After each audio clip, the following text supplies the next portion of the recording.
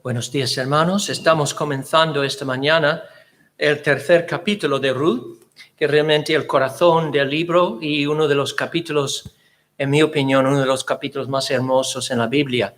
Realmente se ve ahora que estamos leyendo una verdadera historia de amor, de los más románticas que hay, pero en este romance vemos una verdad gloriosamente ilustrada, que es la relación entre Cristo y su iglesia. La semana pasada empezamos a considerar cómo la actitud, la perspectiva de Noemí fue transformada completamente al oír las noticias, las buenas noticias predicadas por la boca de Ruth, lo que podemos llamar el Evangelio de Ruth, cuando le habló acerca de un benefactor que le había bendecido cuando estaba trabajando en el campo, un hombre llamado Boaz. Y cuando Noemí oyó el nombre Boaz, se alegró en gran manera porque sabía que ese hombre era un pariente cercano de su marido difunto, de Elimelech, y por tanto, según la ley de Moisés, ese hombre tenía la obligación de echar una mano a las viudas, a Noemí y a Ruth, para ayudarles, para sacarlas de su situación de indigencia. Entonces, vimos cómo este evento realmente ilustra cómo el Evangelio transforma nuestra perspectiva con respecto al futuro. Antes de escuchar estas buenas noticias, Noemí era una mujer orientada hacia el pasado y muy triste. Había pasado semanas, meses en un estado de luto perpetuo, lamentando la pérdida de su marido, lamentando la pérdida de sus dos hijos. No veía nada en el futuro, el futuro se veía todo negro. Por eso cambió su nombre a Mara, que significa amarga, para expresar la amargura y el dolor en su corazón. O sea, una mujer muy deprimida, pero al recibir las buenas noticias acerca del pariente redentor de Boaz, entonces su perspectiva respecto al futuro cambió por completo. Y enseguida empezó a hacer planes para el futuro.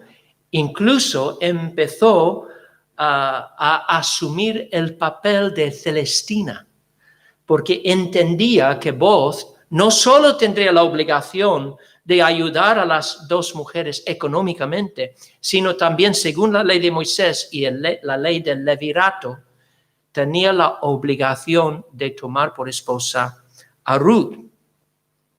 Entonces, en esta mañana vamos a considerar lo que pasó inmediatamente después, cuando la perspectiva de Noemí cambió por completo. ¿Qué sucedió después? Y vamos a considerar primero los consejos que Noemí le dio a Ruth para que se preparara para un encuentro más íntimo con Boaz. Y segundo, cómo Ruth respondió a estos consejos de Noemí. Entonces vamos a considerar los consejos de Noemí y luego la respuesta de Ruth a estos consejos. Y lo que vamos a ver en todo esto es realmente vamos a aprender algo sobre la razón por la que debemos buscar una relación íntima con Cristo y el modo en el que debemos acercarnos a Cristo para buscar esa relación íntima. Entonces yo creo que esto es un tema muy importante, porque espero que estáis de acuerdo conmigo en decir que quiero tener una relación más íntima con mi Señor. Y yo creo que en este pasaje de Ruth realmente aprendemos algunos principios. Vemos aquí ilustrada la forma en la que debemos acercarnos a nuestro pariente redentor. ¿Cómo hacerlo y por qué debemos hacerlo? Entonces, comencemos con los consejos que Noemí le dio a Ruth para que se preparase para un encuentro íntimo con Booz. Primero, le aconsejó a Ruth que actuara conforme a las instrucciones que Booz le había dado respecto a trabajar en su campo, porque Booz le había dado la invitación de permanecer en su campo toda la temporada de la cosecha y de acompañar a sus criadas, y mientras ellas recogían las espigas y las ataban en gavillas, pues que Ruth podía también espigar todo lo que quería. Entonces, esta era una invitación muy generosa, muy amable, pero Booz le había dicho que se quedara en su campo. Entonces, el primer consejo de Noemí era que Ruth llevara a cabo las instrucciones de Booz cuidadosamente para no ofender a Booz. Porque si ella, por ejemplo, hubiera decidido irse a otro campo para espigar, podría ser el caso que Booz se fijara en la ausencia de ella y que la encontrara en otro campo y se ofendería, porque sería como menospreciar la benignidad, la bondad de su generosa invitación. Entonces le dijo: mejor es, hija mía, que salgas con sus criadas y que no te encuentren en otro campo. Ella quería que Ruth se encontrara ahí. ¿Por qué? Pues vamos a ver por qué. Porque en su mente está pensando en llevar a esta pareja a casarse. Y sabe que la mejor manera es que pasen tiempo juntos. Entonces quiere que ella se quede en el campo, que no vaya a otro sitio, que no ofenda a Booz, que haga todo lo posible para quedarse en la presencia de Booz en preparación para una relación de mayor intimidad con Booz. Y ahora, en el versículo, en el capítulo 3, anuncia a Ruth por primera vez cuál es su plan para la futura felicidad de Ruth. Leemos en el versículo 1. Después le dijo su suegra Noemí: hija mía, ¿no he de buscar hogar para ti, para que te vaya bien? ¿No es Booz nuestro pariente, con cuyas criadas tú has estado? He aquí, él avienta esta noche la parva de las cebadas. Entonces, cuando dice, no he de buscar hogar para ti, para que te vaya bien, no es Booz nuestro pariente, entonces está anunciando explícitamente a Ruth por primera vez su plan de que estos dos lleguen a ser una pareja. Hasta ahora no había mencionado este plan explícitamente a Ruth, solamente le había dicho que se quedara en el campo de Booz, pero ahora se ve este anhelo que Noemí tiene respecto a la futura felicidad de su nuera. Quiere que Ruth no solamente sea liberada de la indigencia económica, sino que tenga felicidad doméstica en la compañía de un marido amoroso.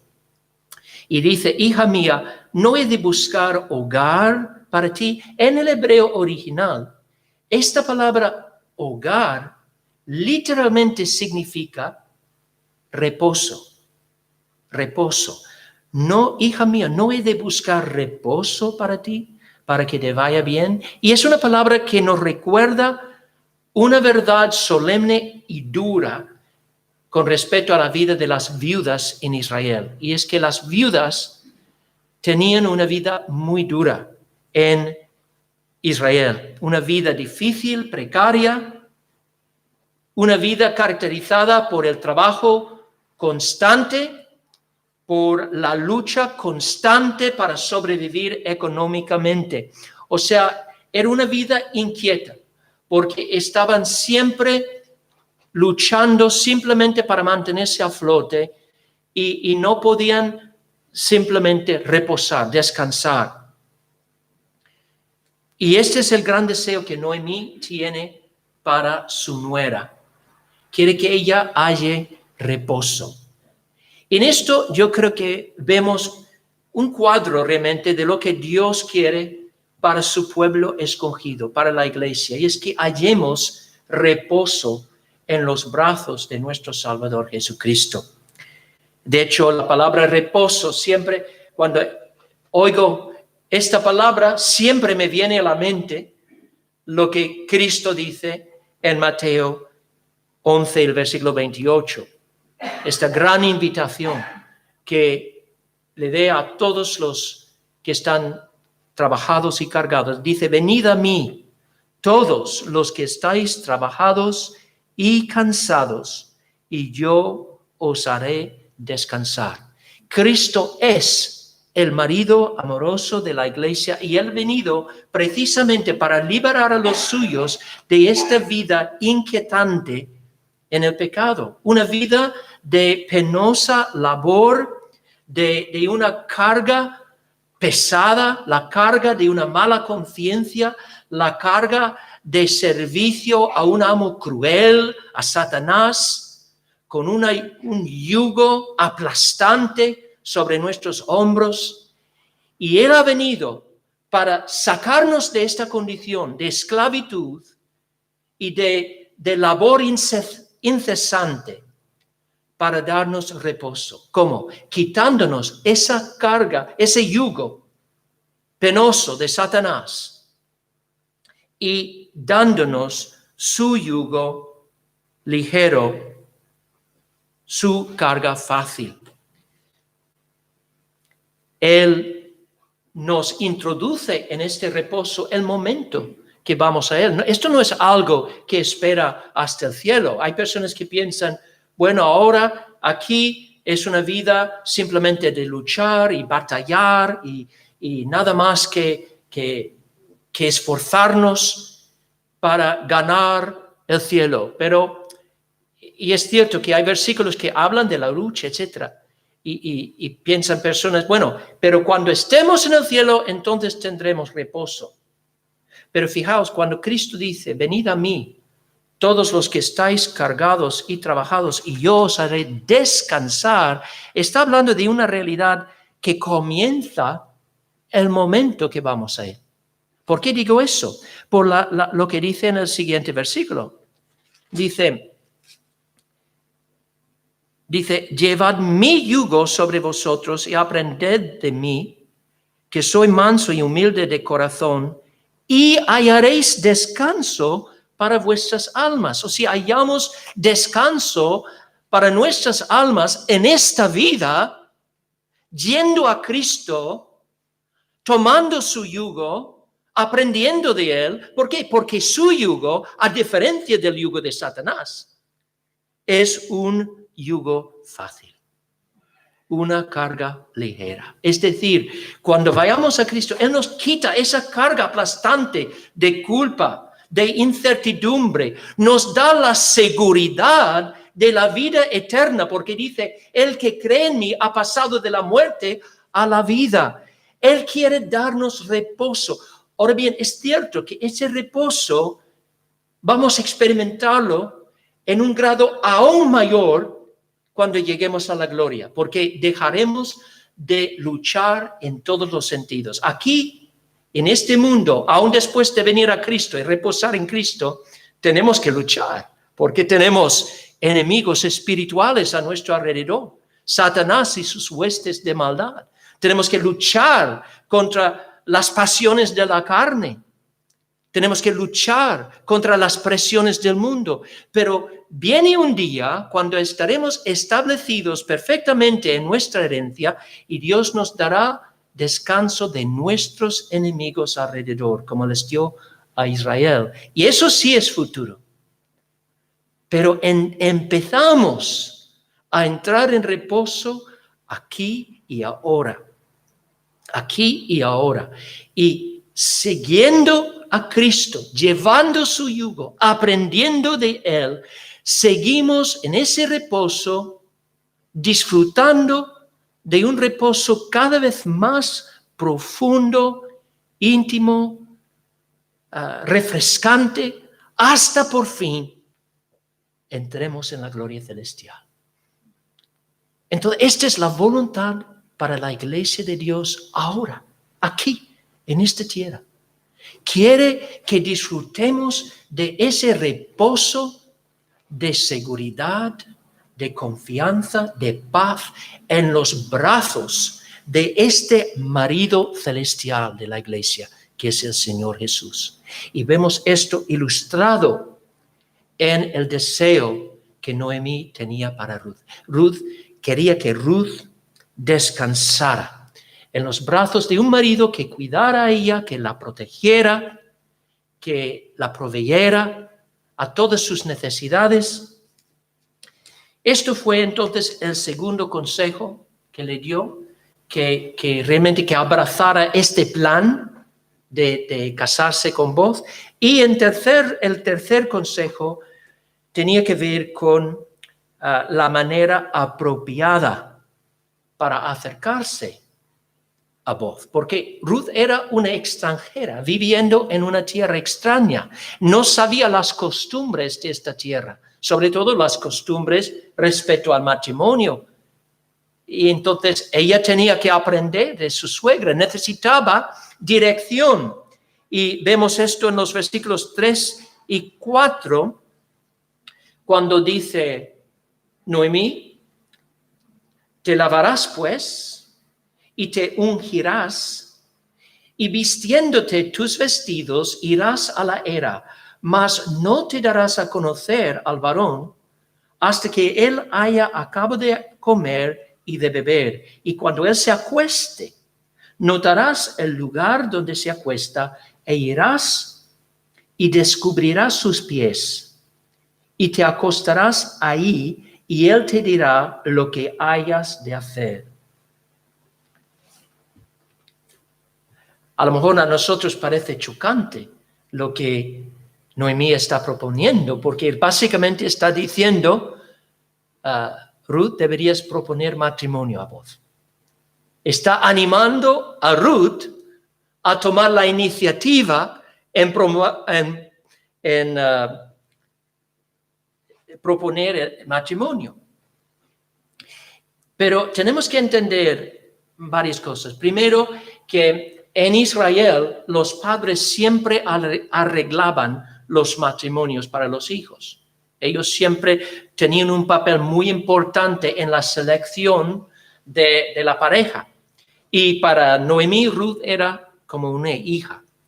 Pero segundo, Noemí sabía que con toda probabilidad, si Ruth no diera el primer paso en establecer esta relación, Boaz nunca daría un paso.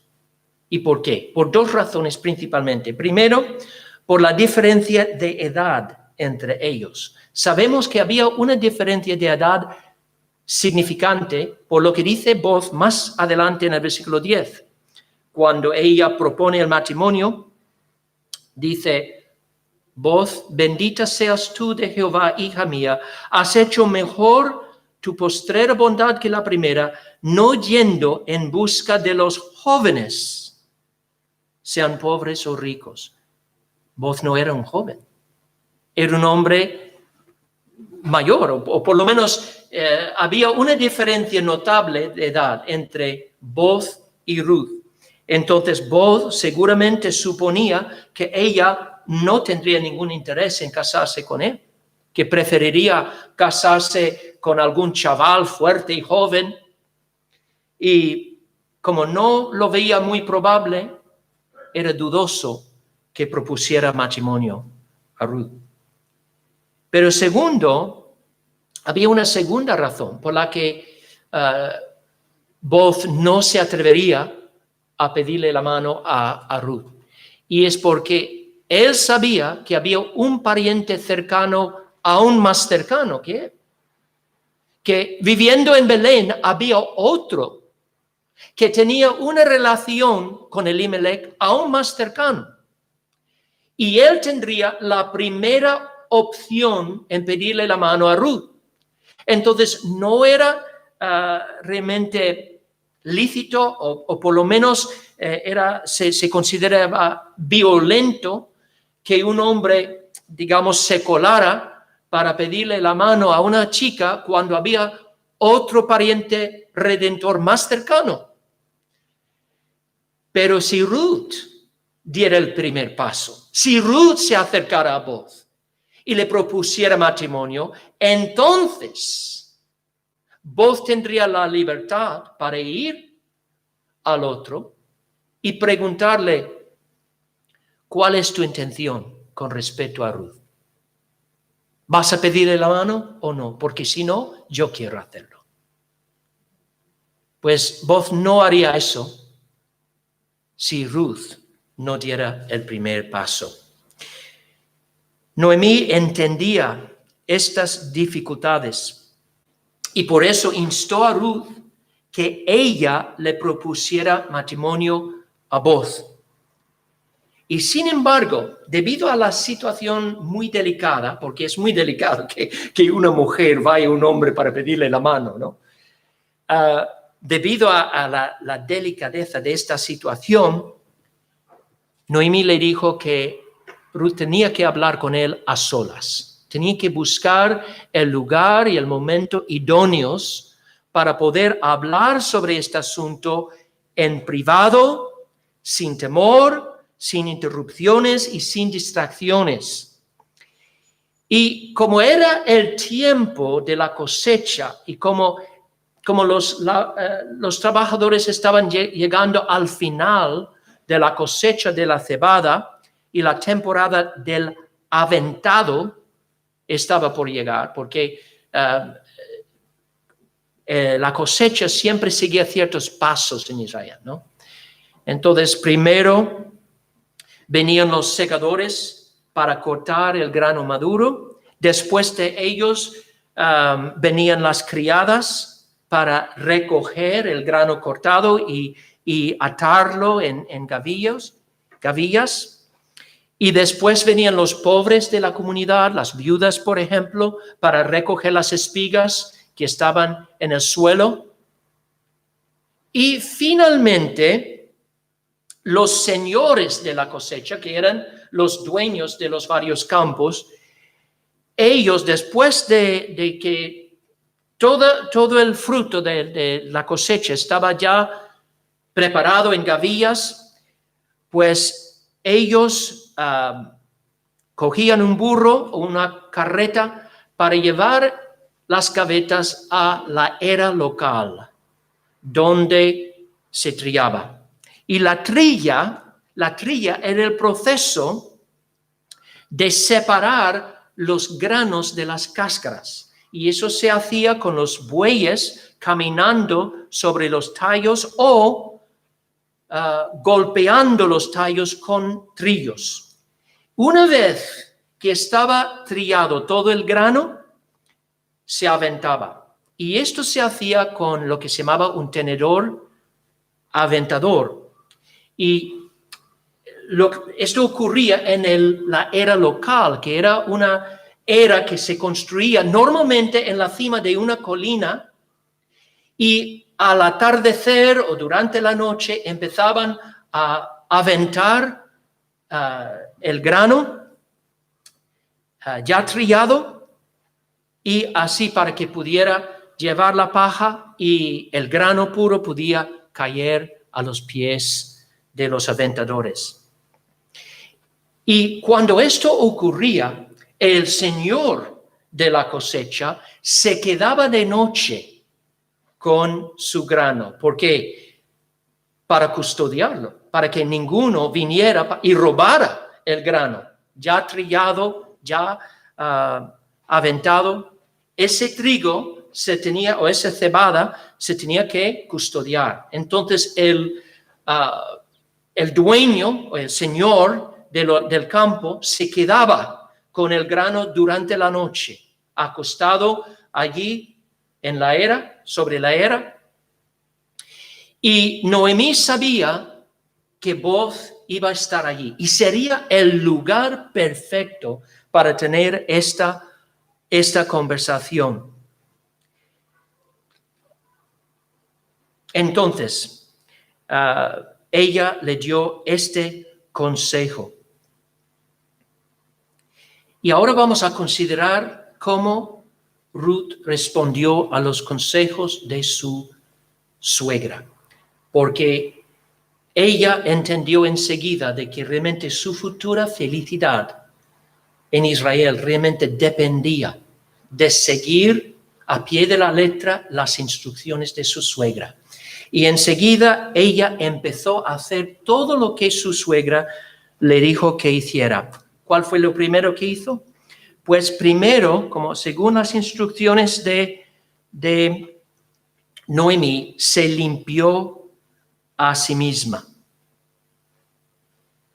La limpieza es muy importante, creo que no tengo que convencer a nadie de eso, pero sobre todo, si vas a pedir la mano de alguien en matrimonio, es bueno ir lavado, bien cuidado, porque si la persona a quien quieres pedir la mano, pues si tiene que contener el aliento para que tú estés cerca, entonces esto seguramente no van a sentirse alentado a la hora de recibir la propuesta, ¿no?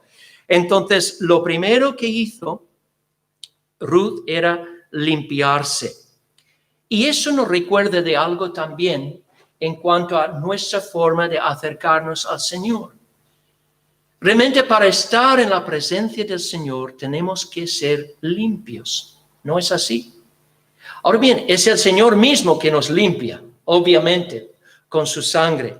Y sin embargo, la Biblia habla de la necesidad de una limpieza continuada en nuestras vidas. Vemos esto, por ejemplo, en Juan 13, cuando Jesús hace una distinción entre una limpieza de una vez que ocurre en la conversión. Cuando venimos a Él por primera vez, somos limpiados de todos nuestros pecados.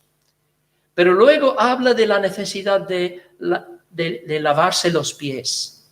Y esto implica que el cristiano, andando por el mundo, puede contaminarse en sus afectos, en sus pensamientos, por contacto con el mundo y por su propia carne. Entonces, a la hora de acercarnos a Cristo, realmente debemos ser conscientes de esto. Y lo primero es pedirle al Señor que nos limpie de toda maldad.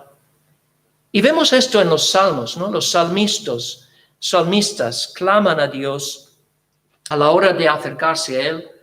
A veces es porque son conscientes de algún pecado grave. Por ejemplo, David en Salmo 51 pide al Señor que le limpie de la maldad que ha cometido.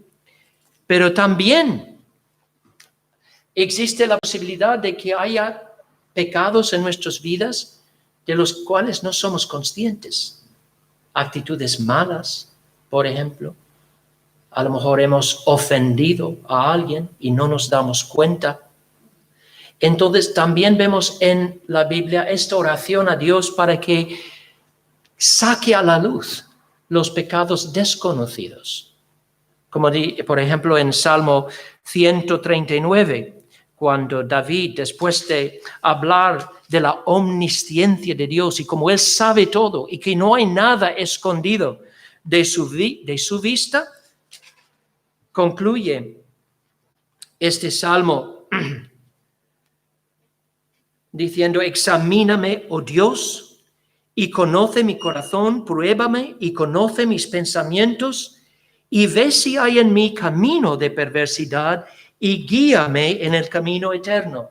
A veces si nos sentimos obstaculizados en nuestro acercamiento a Dios, puede que sea por esta razón, de que hay un pecado en nuestra vida del que no somos conscientes. A lo mejor hemos pecado con la boca o con nuestra actitud, o estamos guardando rencor contra una persona. Pedro habla de cómo cuando un hombre trata mal a su esposa, eso va a impedir que sus oraciones lleguen a Dios. Tiene que tratar con el pecado para tener libre acceso en su comunión con el Señor. Entonces es muy bueno cuando nos acercamos a Cristo, venir con esta actitud, este sentir de nuestra necesidad de limpieza.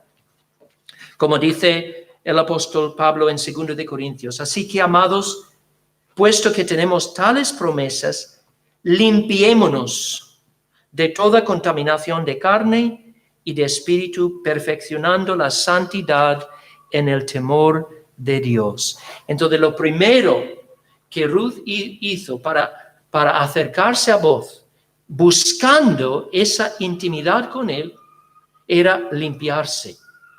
Segundo, se ungió. Esto fue la segunda cosa que Noemí aconsejó.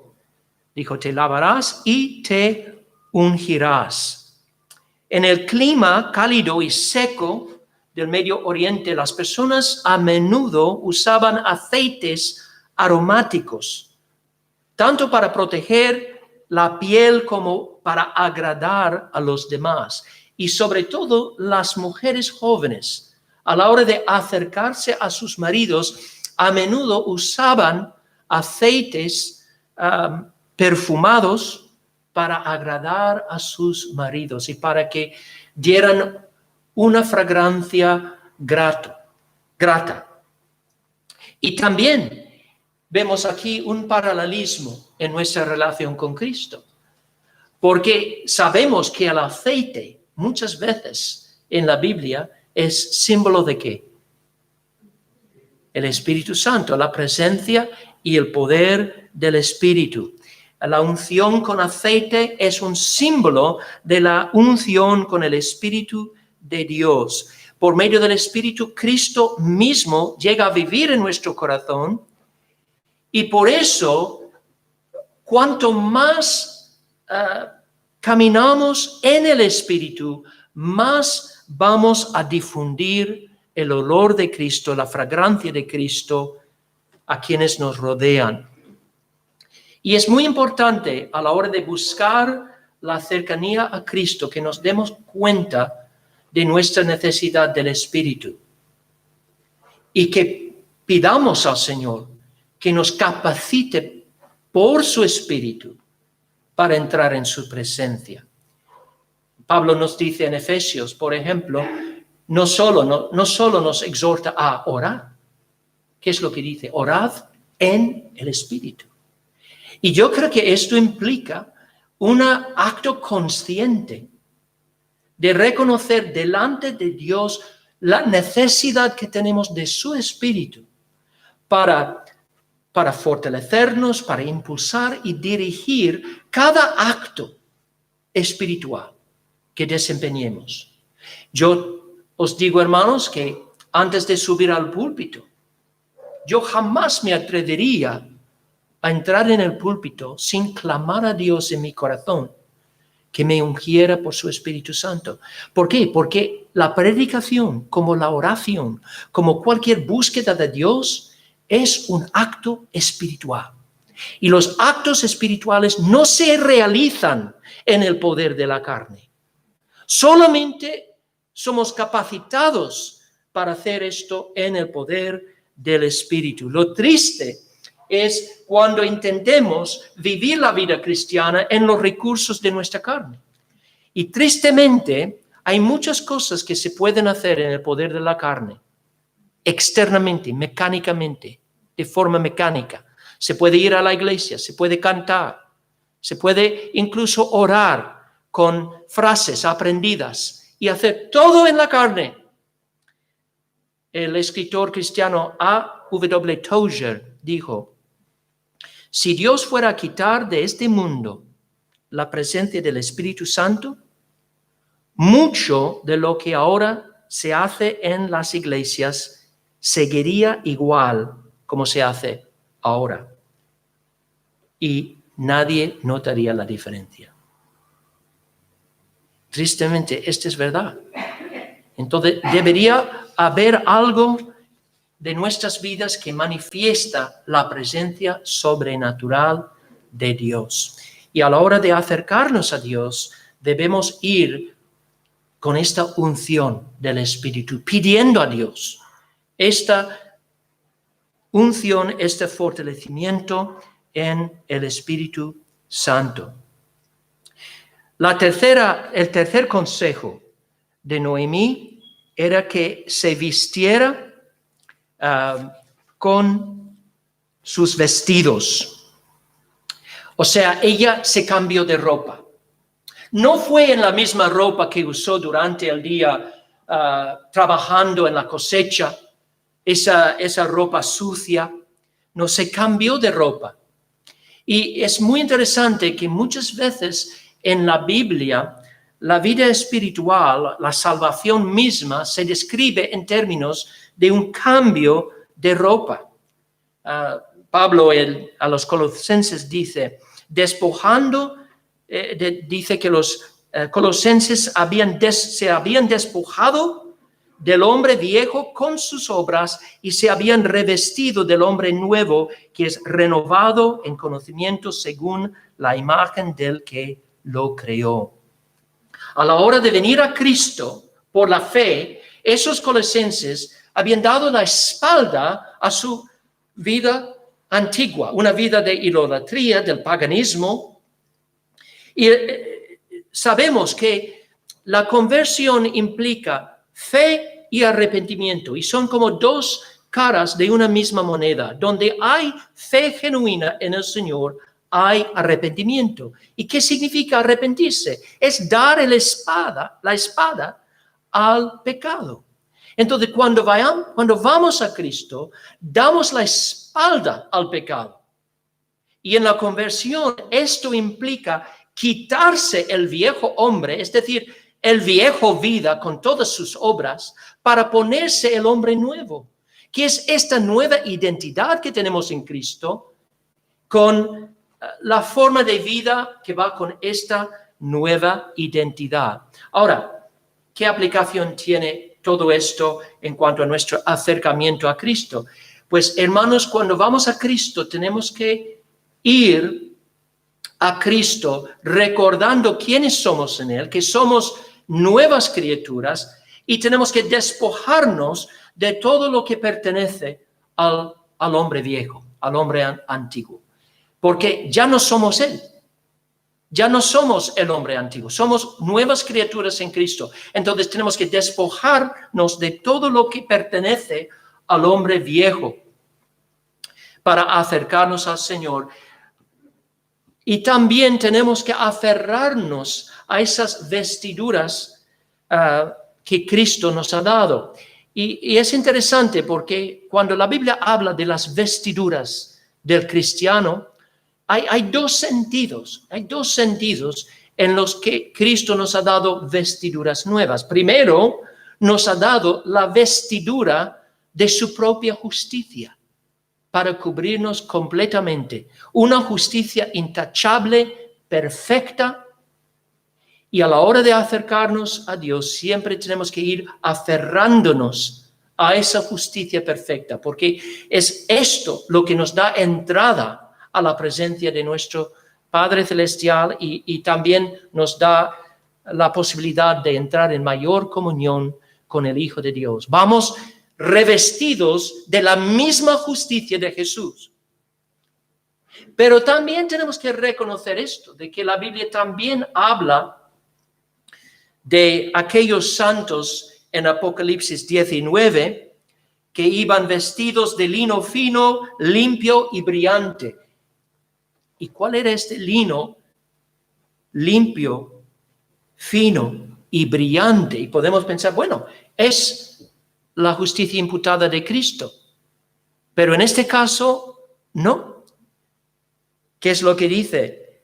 Que este lino limpio, fino y brillante son los actos justos de los santos. O sea, Cristo nos ha imputado una justicia, pero también precisamente por el poder del Espíritu Santo que mora en nosotros, nos capacita ahora para dejar atrás el antiguo modo de vivir, esos actos impuros, pecaminosos, que pertenecían al viejo hombre, que ya no somos él. Y entonces, a la hora de entrar en la presencia de Cristo, tenemos que, en otras palabras, ir a él con corazones sinceros, arrepintiéndonos de todo lo que pertenece al viejo hombre, aferrándonos a la justicia imputada de él, que es el fundamento de nuestra relación con Dios. El cuarto consejo, o digamos la cuarta cosa que Ruth hizo a la hora de acercarse a Booz, es que escuchó atentamente las instrucciones de su suegra. Porque lo que estaba a punto de hacer era algo muy atrevido, que una mujer solita anduviera a la era de noche para tener un encuentro con un hombre y también para acostarse a sus pies. Hombre, eso podría ser malinterpretado fácilmente. Entonces, lo que iba a hacer era algo muy arriesgado y tenía que hacerlo del modo que su suegra le indicara. Entonces, ¿qué es lo que le dijo? Le dijo que debía esperar hasta que Booz hubiera terminado de comer y beber, y luego, cuando ya hubiera quedado dormido, debía acercarse a él en silencio y descubrir sus pies, quitándole la manta a sus pies. ¿Por qué? Para que el frío de la noche enfriara sus pies y se despertara. O sea, era una manera de asegurarse de que él se despertara de su sueño. Y mientras tanto, ella quedaba allí a sus pies acostada, esperando el momento en el que se despertara para cubrir de nuevo sus pies. Pero cuando se despertó, descubrió a ella.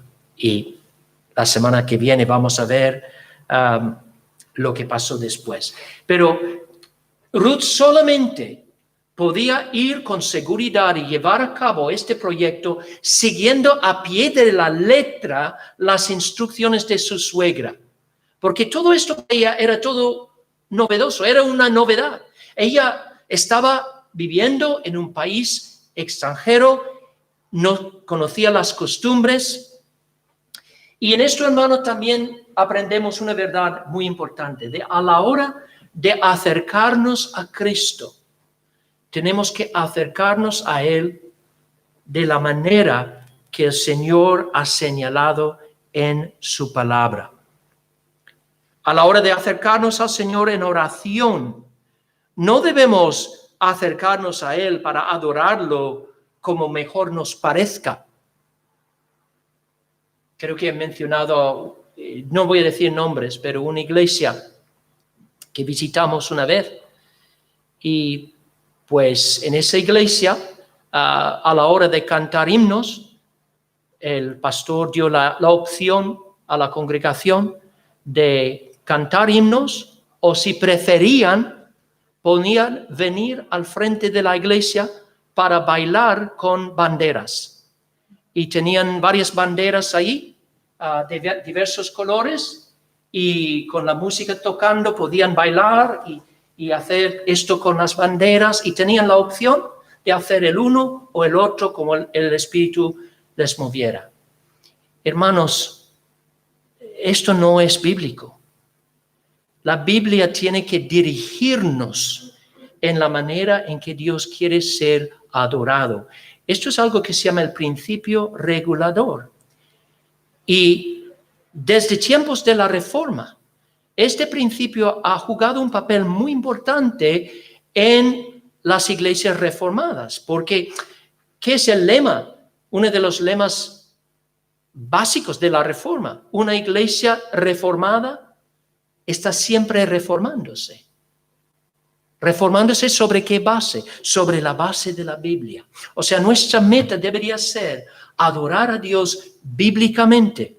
Y era por ignorar este principio, no hacer caso a ese principio, que poco a poco un montón de errores y tradiciones falsas entraron en las iglesias para crear ese sistema católico romano con tantas tradiciones, tantas fiestas, tantos rituales que no tienen nada que ver con la Biblia.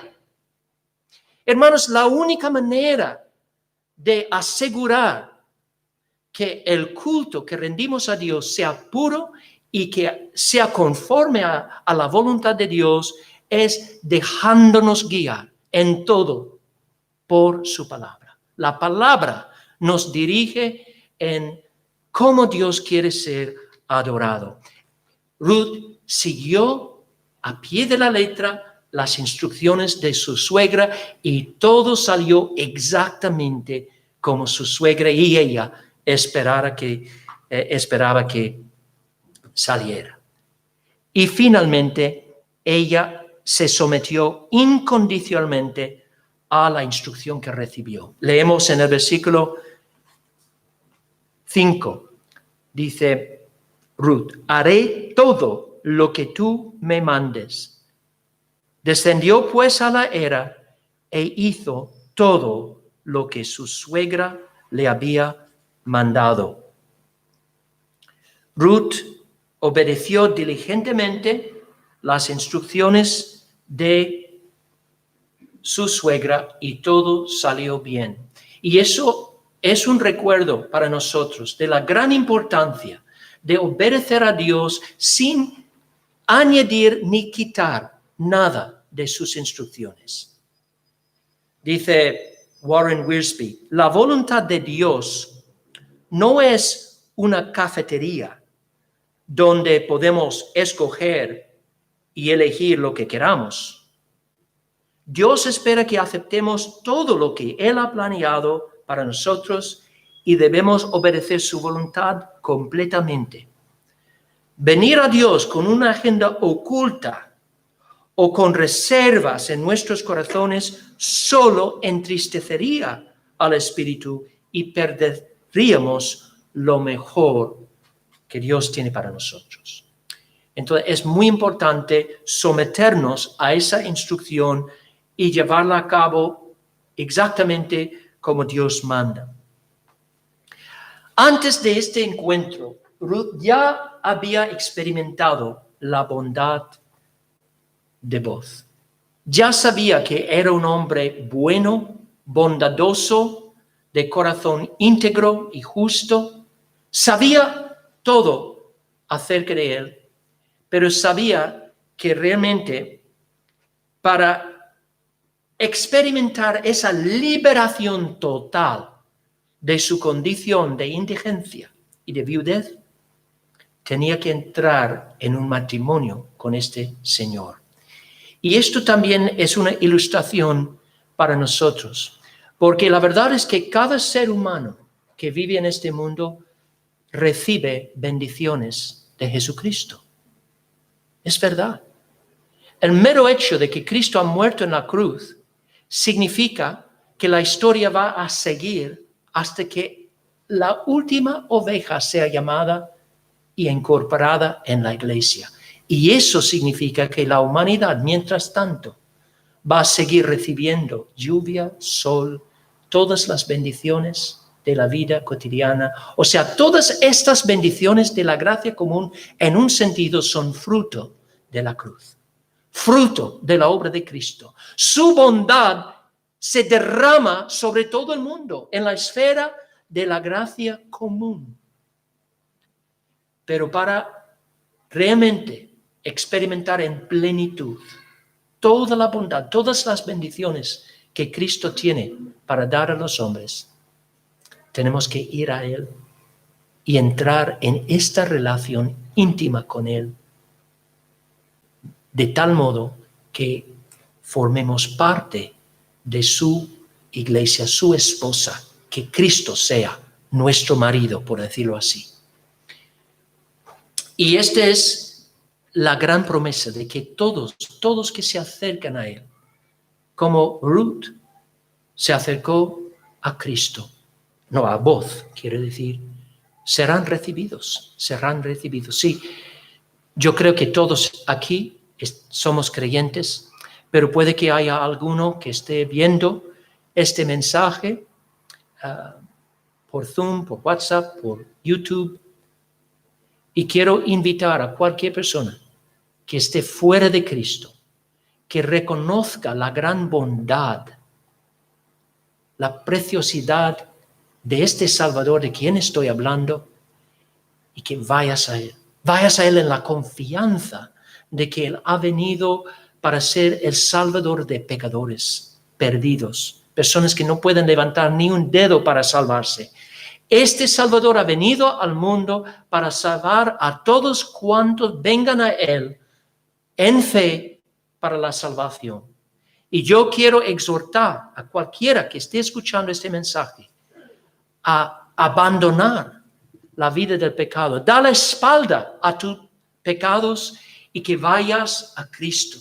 Vayas a este pariente redentor, alguien que comparte nuestra humanidad, que murió en la cruz en nuestra naturaleza para poder dar las bendiciones de la salvación eterna a los que confían en Él.